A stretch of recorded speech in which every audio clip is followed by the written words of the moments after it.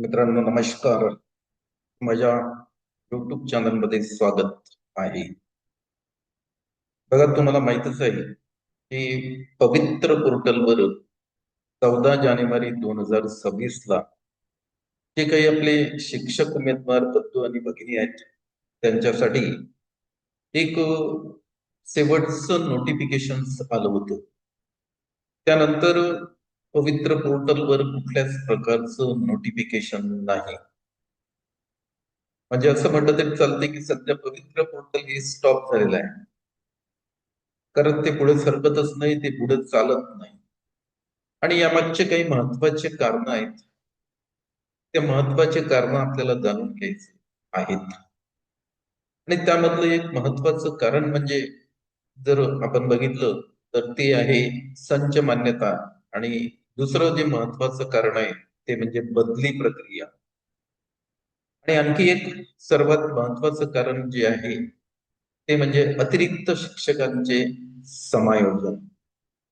या तीन गोष्टी जोपर्यंत होत नाही तोपर्यंत शिक्षक उमेदवारांची जी काही नवीन भरती आहे ती नवीन भरती सुरू होत नाही. मग हे जे कार्य आहे हे फार संथ गतीनं सुरू आहे.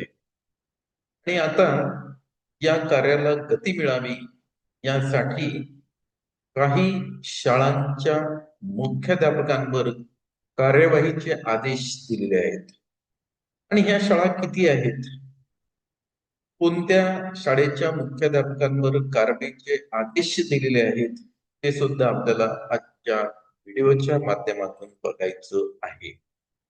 आणि या मुख्याध्यापकांनी काय केलेलं आहे म्हणजे असं म्हणू आपण की हे जे मुख्याध्यापक आहेत या मुख्याध्यापकांनी जे काही स्टुडंट पोर्टल आहे आणि कार्यरत शिक्षकांचं जे पोर्टल आहे ते पोर्टल त्यांनी त्यांच्या शाळेचं अपडेट केलेलं नाही. आणि जोपर्यंत हे पोर्टल अपडेट होत नाही तोपर्यंत नवीन शिक्षक भरतीच्या जाहिराती मित्र येऊ शकत नाहीत. म्हणून ज्या शाळांच्या मुख्याध्यापकांनी स्टुडंट पोर्टल आणि कार्यरत शिक्षकांची माहिती ही जी अपडेट केलेली नाही अशा शाळांना आता एक अल्टिमेटम देण्यात आलेला आहे. आणि हा अल्टिमेटम त्यांनी का दिलेला आहे त्यामागची जे काही महत्वाचं जे कारण आहे ते कारण म्हणजे यांच्या कृतीमुळे नवीन शिक्षक भरतीला एक म्हणजे असं म्हणू आपण की ती थांबलेली आहे. मग ही जर कृती यांनी ताबडतोब केली, ही जर माहिती यांनी भरली तर मग नवीन शिक्षक भरती ही लवकरात लवकर मित्र होणार आहे. मग आता हा जो महाराष्ट्र गव्हर्नमेंटचा शालेय शिक्षण व क्रीडा विभाग आहे हा थोडा ऍक्शन मोडवर आलेला आहे. तुम्हाला माहितच आहे की गेल्या काही दिवसापूर्वी आपल्या महाराष्ट्रामध्ये एक शालार्थ आयडी घोटाळा झालेला आहे. आणि हा शालार्थ आयडी घोटाळा फार मोठ्या प्रमाणात जो झालेला आहे तो नागपूर विभागामध्ये झालेला आहे. आणि या नागपूर विभागामधल्याच मुख्याध्यापकांनी त्यांच्या शाळांचे स्टुडंट पोर्टल आणि कार्यरत शिक्षकांची जी माहिती आहे ती त्यांना आपले जे शिक्षकांचं पोर्टल आहे त्यावर भरायची आहे ती त्यांनी भरलेली नाही.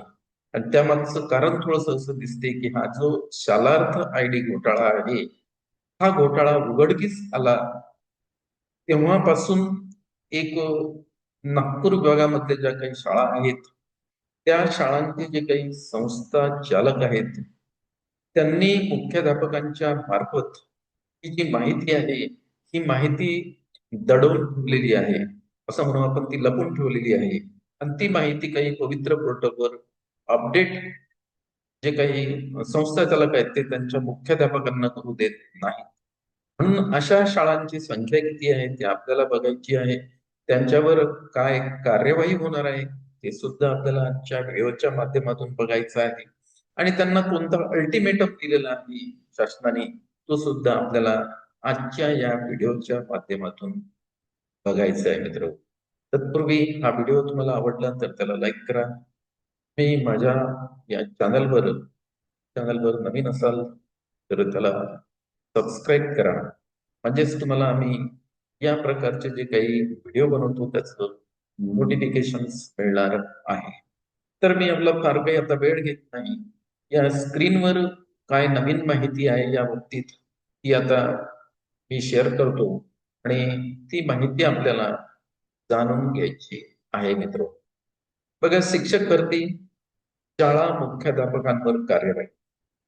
आता आपला हा महत्वाचा जो विषय आहे की जी काही शिक्षक भरती महाराष्ट्रामध्ये पवित्र पोर्टलवर होऊ घातलेली आहे, त्या शिक्षक भरतीला थोडाफार ब्रेक लागलेला आहे. आणि तो ब्रेक कशामुळे लागलेला आहे ते आपल्याला आजच्या व्हिडिओच्या माध्यमातून जाणून घ्यायचे आहे. आणि तो ब्रेक लागू नये म्हणून काही मुख्याध्यापकांवर कार्यवाहीचे आदेश दिलेले आहेत. ते कोणत्या विभागामध्ये मुख्याध्यापक आहेत आणि हे जे मुख्याध्यापक आहे यांच्या ह्या ज्या शाळा आहेत या शाळांची संख्या किती आहे ते सुद्धा आपल्याला बघायचं आहे. तर बघा, सर्वप्रथम मुख्याध्यापकाकडून जी काही माहिती आहे ती माहिती देण्यास म्हणजे एक सकारात्मक प्रतिसाद मिळत नाही. आता ही माहिती किती आहे मित्र, तर संच मान्यता अद्यावत करण्याची जी काही अद्यावत करण्यासाठी माहिती असते ती माहिती म्हणजे स्टुडंट पोर्टल अपडेट करणे आणि कार्यरत शिक्षकांचं जे काही पोर्टल असते ते सुद्धा त्यांना मुख्याध्यापकांना अपडेट करायचं असते. परंतु हे स्टुडंट पोर्टल आणि कार्यरत शिक्षकांचं जे काही पोर्टल आहे हे पोर्टल हे जे संबंधित शाळांचे मुख्याध्यापक आहेत ते अपडेट करण्यासाठी त्यांचा एक सकारात्मक प्रतिसाद मिळून राहिलेला नाही.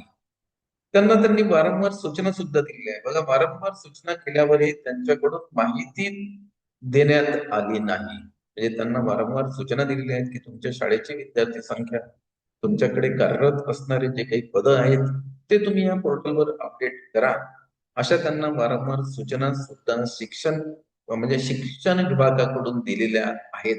तरीही ते त्याला सकारात्मक प्रतिसाद देत नाहीत. त्यामुळे आता अशा मुख्याध्यापकांवर कारवाईचा बडगा उभारण्यास सुरुवात करण्यात आली आहे. आणि त्यांना एक अल्टिमेटम दिलेलं आहे की तुम्ही जर आता 15 फेब्रुवारी पर्यंत तुमचं विद्यार्थी पोर्टल आणि कार्यरत शिक्षकांचं पोर्टल जर तुम्ही अपडेट केलं नाही तर तुमच्यावर आम्ही कार्यवाही केल्याशिवाय राहणार नाही, असं स्पष्ट एक नोटीस त्यांना बजावण्यात आलेली आहे. बघा, त्यामुळे आता अशा मुख्याध्यापकांवर कार्यवाहीचा बडगा उभारण्यास सुरुवात करण्यात आली आहे. 15 फेब्रुवारी पर्यंत विद्यार्थी पोर्टल अपडेट व कार्यकारी पद अद्यावत करण्याचे निर्देश शाळा मुख्याध्यापकांना होते.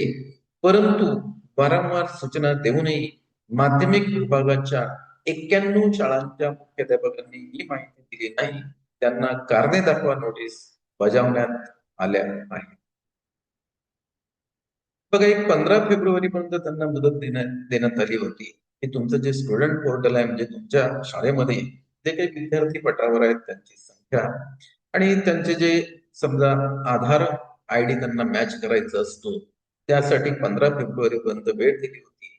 त्यासोबतच त्यांना त्यांच्या अधीनस्थ जे काही कार्यरत शिक्षकांची पदं आहेत त्यांना जे शिक्षकांचं पोर्टल आहे ते पोर्टल सुद्धा अपडेट करण्याचं सांगितलं होतं. परंतु 15 फेब्रुवारी पर्यंत त्यांनी हे कार्य केलं नाही. आणि मित्र, हा जो भाग आहे हा नागपूर विभागातील आहे, कारण त्याच भागात शालार्थ आयडी घोटाळा झालेला आहे. हे सुद्धा इथं उल्लेखनीय आहे. मग अशा शाळांची संख्या किती आहे या नागपूर विभागात? ते ह्या 91 शाळा आहेत. आणि या 91 शाळांचे जे काही मुख्याध्यापक आहेत ते त्यांच्या शाळेची जी माहिती आहे संच मान्यतेची माहिती अद्यावत करत नाहीत. म्हणजे इथं काहीतरी घोटाळा आहे का हे सुद्धा आता समजण्यास मार्ग नाही. कारण काय, जोपर्यंत हा शालार्थ आयडी घोटाळा झाल्यानंतर महाराष्ट्र गव्हर्नमेंटचा जो काही शालेय शिक्षण व क्रीडा विभाग आहे त्याची भूमिका आता अशी आहे की ते ताकद फुकून घेण्यासाठी तयार आहे. कारण ती म्हणजे वेगवेगळ्या माध्यमातून त्याची चौकशी करत आहेत आणि चौकशी केल्यानंतरच खरा आकडा रिक्त पदांच्या म्हणजे शिक्षकांच्या रिक्त पदांचा जो काही खरा आकडा आहे तो समोर येणार आहे. त्यासाठी त्यांनी दोन गोष्टी यांना सांगितलेल्या त्या मुख्याध्यापकांना. एक म्हणजे स्टुडंट पोर्टल अपडेट करणे आणि दुसरं म्हणजे कार्यरत शिक्षकांची माहिती अपलोड. हा याच्यामधला भाग आहे. त्यांनी 15 फेब्रुवारी पर्यंत ती माहिती अपलोड केली नाही म्हणून त्यांना कारणे दाखवा नोटीस देण्यात आलेली. जर आता या नोटिसीनंतरही त्यांनी जर त्यांची माहिती अपडेट केली नाही तर हे काय? नोटीसच्या नंतरही असहकार्य असल्यास वेतनवाढ थांबवण्यासाठी प्रस्ताव तयार करण्याचे निर्देश आहेत. 91 मुख्याध्यापकांमध्ये शहरातील नामांकित व्यवस्थापनाच्या शाळांचा समावेश असल्याची माहिती आहे. बघा हे जे 91 शाळा आहेत यामध्ये मॅक्झिमम शाळा ह्या नागपूरच्या सिटी मधल्या आहेत. हे सुद्धा इथं उल्लेखनीय आहे.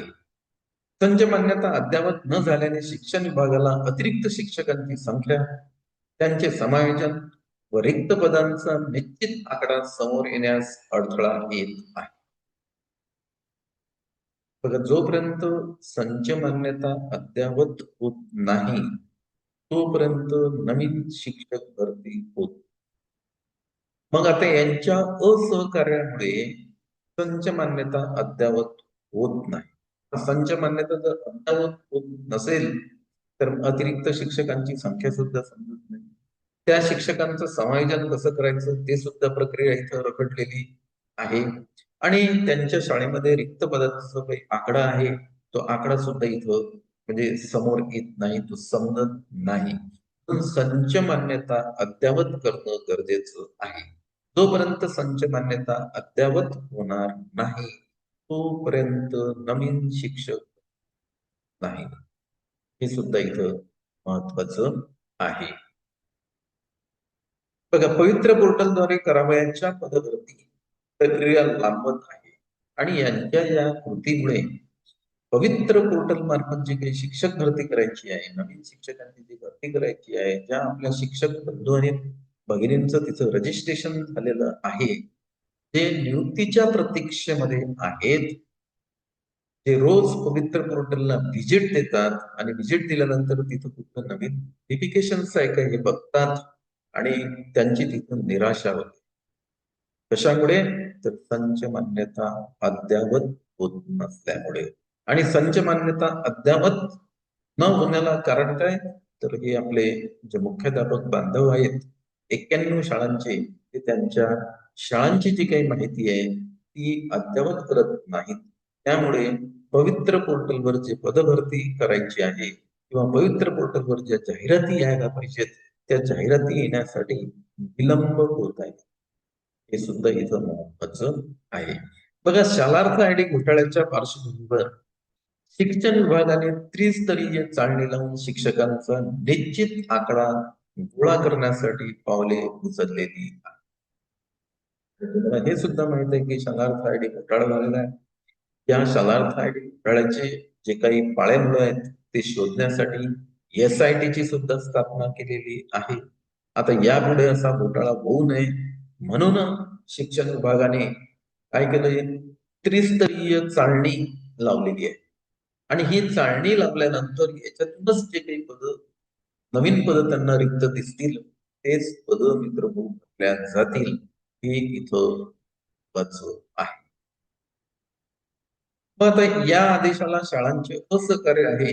माध्यमिक विभागाच्या 705 शाळा आहेत त्यातील 91 शाळांनी संच मान्यतेची माहिती दिली. आता या नागपूर विभागामध्ये ज्या काही माध्यमिक शाळांच्या ज्या काही म्हणजे माध्यमिक शाळा आहेत एकूण त्या 705 आहेत. आणि 705 पैकी ह्या ज्या 91 शाळांच्या मुख्याध्यापकांनी काय केलेलं आहे ही माहिती मित्र दिलेली नाही. त्यामुळे पवित्र पोर्टलद्वारे करावायची जी काही भरती आहे ती भरती प्रक्रिया लांबणीवर पडलेली आहे. हा याच्या मागचं एक हे मुख्य कारण आहे. आता मुख्याध्यापकांना ही सर्व माहिती ऑनलाईन भरायची. तर त्यांनी सांगितलं एक त्यांना एक नोटीस बजावण्यात आलेली आहे आणि त्यांना सांगितलेलं आहे की तुम्ही जर आता या नोटिसीनंतरही जर ही माहिती ऑनलाईन भरली नाही तर तुमची आम्ही वेतन वाढ म्हणजे त्यांचं जे इन्क्रीमेंट आहे ते इन्क्रीमेंट शासन आता रोखणार आहे. म्हणजे त्यांच्यावर कार्यवाही सुद्धा करणार आहे. कारण तुमच्या कृतीमुळे पवित्र पोर्टल मार्फतची काही भरती प्रक्रिया त्यांना करायची आहे ती भरती प्रक्रिया लांबणीवर पडलेली आहे. म्हणून अशा मुख्याध्यापकांना 91 शाळांच्या मुख्याध्यापकांना म्हणजे शालेय शिक्षण व क्रीडा विभाग जो शासनाचा आहे त्यांनी नोटीसी बजावलेल्या आहेत आणि या नोटीसीनंतरही त्यांनी जर कारवाई केली नाही तर त्यांची निश्चितच ती आता वेतन वाढणार आहे. मुख्याध्यापकांनी ही सर्व माहिती ऑनलाईन भरायची आहे परंतु त्यांनी ती शाळा स्तरावर बघा मुख्याध्यापकांचं जे काही लॉगिंग आहे त्या लॉगिंगला जाऊन त्यांना त्यांची जी माहिती आहे ती माहिती त्यांना ऑनलाईन भरायची आहे. पण तुम्हाला हे माहित असेल की मुख्याध्यापक काय तर मुख्याध्यापक जसं संस्थाचालक सांगतात तसं मुख्याध्यापकांना ऐकावं लागतं. संस्थाचालकांनी सांगितलं की इथं काहीतरी घोळ आहे, माहिती तुम्ही भरू नका तर मुख्याध्यापक ते करत नाही. परंतु आता मुख्याध्यापकांना त्यांचं कर्तव्य करावंच लागतं. त्यांनी जर त्यांचं कर्तव्य केलं नाही तर मित्रांनो त्यांची वेतनवाढ रोखल्या जाऊ शकते. आणि ही माहिती जर यांनी अद्यावत केली तर पुढील शिक्षक भरतीची जी प्रक्रिया आहे ती ताबडतोब होऊ शकते. हा सुद्धा याच्यामागचा एक भाग आहे मित्रांनो. त्यांनी ती शाळा स्तरावर रोखून धरली आहे. 8 दिवसात उत्तर सादर करण्याचे निर्देश आहे. समर्पक उत्तर सादर न करणाऱ्या शाळा मुख्याध्यापकांवर कारवाईचे स्पष्ट संकेत देण्यात आले. तर त्यांना एक 8 दिवसाची मुदत दिलेली आहे. या 8 दिवसात तुम्ही तुमची जी काही माहिती आहे स्टुडंट पोर्टल आणि कार्यरत शिक्षकांचं जे काही पोर्टल आहे ते तुम्ही अपडेट करा. अन्यथा तुमच्यावर कार्यवाही करण्यात येईल आणि त्या कार्यवाहीचे आता त्यांनी स्पष्ट असे संकेत दिलेले आहेत. म्हणजेच सांगायचा उद्देश मित्र की शिक्षक भरती जी आहे या शिक्षक भरतीमध्ये सगळ्यात महत्वाचा जर घटक कुठला असेल तर संचलन. आणि एकदा संच मान्यता झाली की त्यामधून अतिरिक्त शिक्षकांची संख्या निघते. अतिरिक्त शिक्षकांची संख्या निघाल्यानंतर त्यांचं समायोजन होते आणि त्यांचं समायोजन झाल्यानंतर रिक्त राहिलेले पद समजतात. रिक्त राहिलेल्या पदांची एकदा माहिती मिळाल्यानंतर शिक्षक भरती मित्र मित्र पोर्टल करण्यात येते. आता जोपर्यंत ही माहिती अद्यावत होत नाही तोपर्यंत पवित्र जे पोर्टल आहे ते पवित्र पोर्टलवरची जी प्रक्रिया आहे ती प्रक्रिया 14 जानेवारी 2026 पासून मित्र थांबलेली आहे. ती आता पुढे सरकत नाही. तोपर्यंत या मुख्याध्यापकांकडनं ही माहिती अपडेट होत नाही. तोपर्यंत एकदा ही माहिती अपडेट झाली की पवित्र पोर्टलवर जी काही शिक्षकांची भरती प्रक्रिया आहे ती शिक्षकांची भरती प्रक्रिया सुरू होणार आहे. पवित्र पोर्टलवर जाहिराती सुद्धा येण्यास सुरुवात आहे. तर आजच्या आपल्या या व्हिडिओच्या माध्यमातून नवीन शिक्षक भरतीवर ज्या काही परिणाम करणाऱ्या गोष्टी आहेत त्या कुठल्या आहेत त्यावर आपण चर्चा केली आहे. तर आणखी आपल्याला पुढे यावर चर्चा आपण या व्हिडिओमध्ये मी आता इथं थांबतोय. पुढील भेट आपली पुढच्या व्हिडिओमध्ये निश्चितच नवीन माहिती घेऊन येणार आहे. धन्यवाद.